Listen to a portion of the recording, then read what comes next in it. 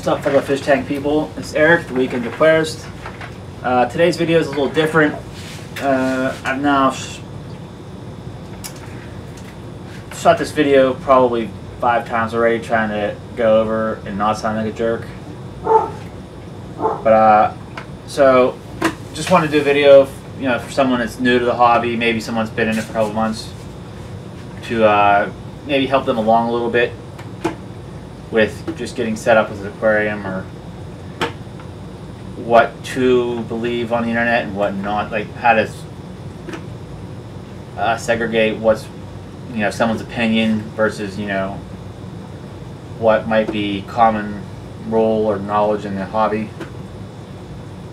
So let's get started. So first and foremost, when getting into the hobby, you want to do your research. Figure out what fish you want to keep, freshwater, saltwater, if you want to have plants.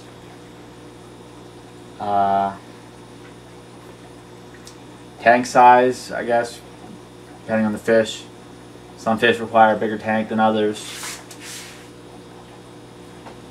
Keep in mind the added costs down the road with food and electricity, water changes depending on the fish, how often to change the water. At this point in the hobby, I would suggest community fish. Get your fingers wet, no pun intended. There's a lot of forgiving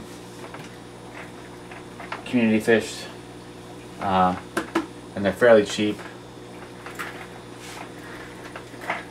You also want to learn the nitrogen cycle. People will beat you down for this on the internet. We'll go over a little bit about dealing with the internet.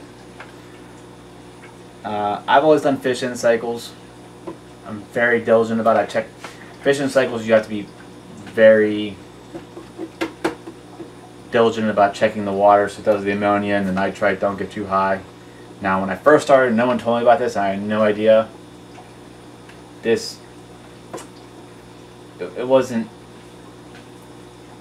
Fish stuff wasn't easily accessible on the internet when I started back into the hobby years and years ago. But I also didn't do what people tell you to do now. But we'll go over that here shortly. First thing I'm going to go over is food. I would suggest a quality pellet of some sort. I have a variety of different stuff. Now, the internet nowadays will tell you if you're not feeding Northfin, you're doing it all wrong. I don't have that same opinion. I used to feed Tetra color granules, and my fish loved it. Then I read on the internet, I was killing my fish. So I switched to, I can't remember what I switched to at that time. I switched to something else. Might have been Omega 1 at that time, a flake. But as you can see, I have a variety of stuff. People will tell you Hikari is terrible now because of the fillers. But unless you're in my opinion, unless you're there making the fish or making the food, you don't really know what's in it because of how fish food and the ingredient list is. It's in order of weight, so it can either be wet or dry. So, for example, in these kelp wafers, the first ingredient is organic kelp. You don't know if that's wet or dry weight. That could be a pound of organic kelp wet, which you have to count into the water weight, whereas everything else could have been dry. So, I mean, you just don't know. As long as you're feeding a quality pellet and your fish are accepting it. Some fish are a pain in the butt and they will not accept it.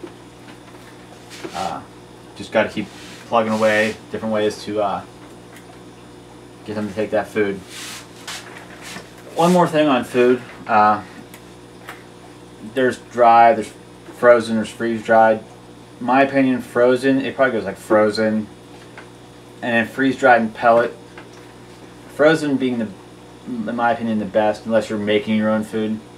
Because there's nothing, it's just whatever it says in the label is exactly what's in it. There's no preservatives or anything like that. It's frozen. Frozen bloodworms, frozen brown shrimp. That's what it is. Now, you might have to supplement vitamins, something with vitamins, like a pellet Like I'll feed some of my South Americans the frozen and a pellet, just to make sure they're getting everything they need. Next thing I want to go over is water conditioner. There's a bunch of different stuff on the internet. Main thing people will tell you is Prime. So if you're using 20-gallon tank, this is great. Go on Amazon for like under $10 for this bottle. It's 5,000 gallons. It'll treat 5,000 gallons. You'll be good to go for 6 months maybe. So you're doing water changes every week. Now, if you have a bigger setup, like I do, I switch to Safe. It's the powdered version. Does the same stuff, and it's easier in my wallet. Now, there's other companies that make stuff. API, Tetra. I've used Tetra because someone told me about it years ago. Probably 2006, 2005. So I was using that, and then I switched to the API because I was told that Tetra was not good. That's another thing. And I mean, now that I know, it's probably this is the best. These two, one of these two. That's where one of the things where I learned on the internet actually helped me. Biggest thing you're probably gonna need is filtration. This is the go-to in the aquarium hobby. I used these Tetra Whispers for years and years. They worked great for me. You can hot rod these and not use the stuff that comes with it. I would suggest if you have one of these already, don't go buy this. And just put your own biomedia in there, maybe some type of filter floss. You're good to go. Now I went and bought this because I had these laying around. Probably just should have used it, but I went and bought this Aqua Clear. Now I had a ton of problems with the impeller on it. It always got clogged and stuck. This never cleaned the impellers whatsoever. It was running for 6-7 years, never had a problem. This was cleaning the impeller every other week. I mean, people swear by these, so one out of 100 people or 1,000 people, I mean, maybe it's just my particular aquarium and my particular filter that was the problem. But I mean, I wouldn't go out and buy a new one if you already have a hang-on back or a canister, or you're using a sump. I mean, but for the first time aquarist, hang-on back is probably the way to go. So then, final thing you're going to need besides the actual aquarium is a light. You either have LED or you have the fluorescence. I pretty much use LEDs except for this one fluorescent behind me. LED is more cost effective, more power. You never have to replace the bulbs itself. Probably have to replace the fixture in a couple of years, or it might last 10 years depending on the brand and quality of the actual fixture. One thing I've heard is the cheaper the fixture, you might use more electricity, so you're probably not saving out. Kind of testing that out with some beams work and Aquaneat LEDs. This one I bought on Amazon. I think it's called Koval or something. I bought it spring of 2016. It's still kicking, still putting out a pretty good light. I don't know if I'd buy it again, but alright, so you've made it this far. Got your aquarium set up. Chances are if it's your first aquarium, you don't need to quarantine the fish because there's nothing else in it, but I would recommend quarantining new fish, especially if you're getting it from like a Petco or PetSmart, because of how they come in. There's no, as far as I know, there's no quarantine process on their end, but you still want to quarantine all fish just in case there is a disease, like they have some kind of disease or anything like that. Especially if you're adding to an already established aquarium. Like if I was going to add something to this aquarium behind me, I have probably $300 invested in, maybe not anymore, maybe $200 invested in fish in there now. I don't want to wipe all that out, especially since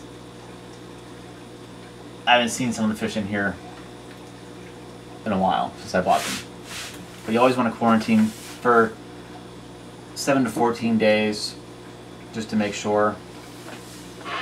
You always want to, I guess, add your general cure, your erythromycin, some Mix, and then just add them into your tank after they're all clean. So your tank's all set up. You want to show it off to the world.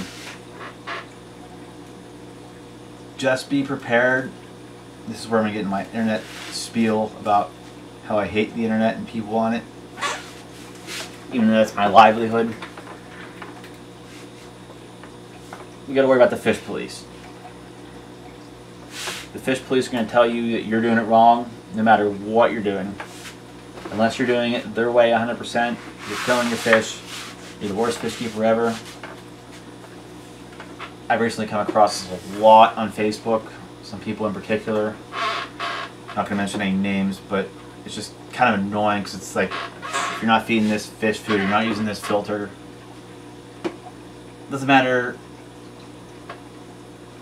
how long you've been keeping fish, they're going to tell you you're doing it wrong and whatnot. So if you're going to post a picture on Facebook and be like, hey, look at my tank, just be prepared, you're going to get people ripping you a new one. They're just going to go in on you and it's probably going to be brutal. What annoys me is this keeps people away from doing this. I want people out there showing off their fish tanks, showing or talking about what they do. Maybe it'll help somebody. Like, maybe I'll learn something new. Like, oh, yeah, you're doing it this way. Why didn't I think of that? That's great. But you get these people bullying, basically. So people are afraid because they can't take it. Now I don't care. You can tell me I'm an idiot all day.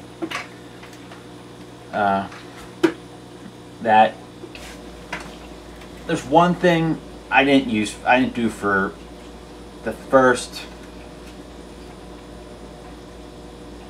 I want to say 6 years after I got back into the hobby, was test my water. The most I tested was I'd smell it. If it smelled like dirt, it was good. If it didn't smell like dirt, we were changing that water. Since then, I've gotten on the testing and water train. Now, people will swear by the API test kit. I have one. I broke all the vials. And I think to replace the vials, it was more than the actual test kit itself. Which, I mean, I guess I could have bought another test kit and tried not to break those vials, but I'm pretty clumsy and I leave stuff sitting on this table and I push the table because it's on wheels and there it goes.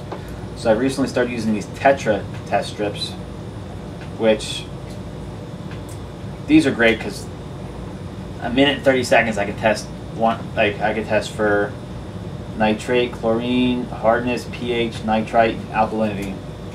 Whereas it was 5 minutes just to test for nitrate in one aquarium. So I can dip these in. Actually, it's less than a minute. So I can dip it in an aquarium, set it on top, go to the next aquarium, do the same thing, and then come back and read it. Which is great. It helps me out a lot, especially when it's time to do water changes. So that's going to do it for today's video. So if you're a first-time aquarist or an aquarist of any level, and you like what you saw, hit that subscribe button so you can keep up with what the goings on in my own little world here down in the basement fish room. So until next time, peace.